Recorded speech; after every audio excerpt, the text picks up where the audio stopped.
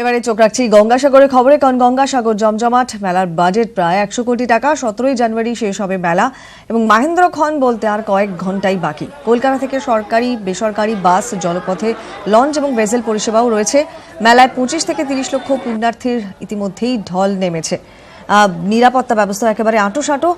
ঠিক এখনকার কি ছবি, কিভাবে গোটা পরিস্থিতি সামাল দিচ্ছে প্রশাসন, কি প্রস্তুতি, বিস্তারিত ছবি তুলে ধরবেন অর্পণ মণ্ডল রয়েছেন টেলিফোনে। অর্পণ, ঠিক কি অবস্থা এখন এই মুহূর্তে গঙ্গাসাগরের, ছবিটা কি রকম? কারণ আর মাত্র কয়েকটা ঘন্টা তারপরে সেই মহেন্দ্রক্ষণ মকর সংক্রান্তির তিথিতে পুণ্যস্নান শুরু হয়ে যাবে। কি অবস্থা দেখছো? দেখো, এখনো পর্যন্ত লট 8-এই প্রায় লক্ষাধিক পুণ্যার্থী তারা এসে ভিড় জমিয়েছেন। পাশাপাশি পুলিশ আধিকারিকরা যেমন ভাবে গতকাল সারা রাত তারা পুণ্যার্থীদের পার করেছেন এবং আজও সকাল থেকে সেই একই চিত্র দেখা যাচ্ছে। তোমার মেগা কন্ট্রোল রুম থেকে 800 সিসিটিভি তাদের ফুটেজ সেখান থেকে তারা পাচ্ছেন।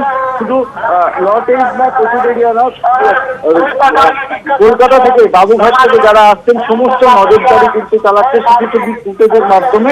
সেখানে 120 জন কর্মী তারা আধিকারিক তারা কিন্তু এই সিসিটিভিতে নজরদারি রেখেছেন এবং সেখান থেকেই কিন্তু যেখানেই পুণ্যার্থীর ঢল বেশি হচ্ছে তারা সেই ক্রাউডটাকে সরাবার ব্যবস্থা করছেন। মানে পুরোপুরি আঁটোসাঁটো নিরাপত্তার মধ্যে নজরদারিও বজায় রয়েছে। অনেক ধন্যবাদ অর্পণ।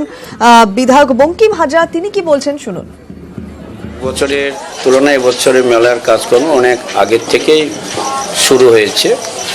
তাছাড়া যেখানে মাননীয় মুখ্যমন্ত্রী নিজে থেকে মনিটরিং করছেন, অন্যান্য কয়েক বছরের তুলনায় এবছর মেলা খুব প্রস্তুতি অনেক আগের থেকেই শুরু হয়েছে। তীর্থযাত্রী যাতে কোনোভাবে অসুবিধে না হয় সেই কারণে প্রায় 20 কিলোমিটার, অর্থাৎ সেটা হচ্ছে লট নম্বর 8, কচুবেড়িয়া, বেনুবন, জামাগুড়ি, নামখানা এবং গঙ্গাসাগর মিলে প্রায় 20 কিলোমিটার মেটাল এবারে করা হয়েছে, ব্যারিকেডিং করা হয়েছে।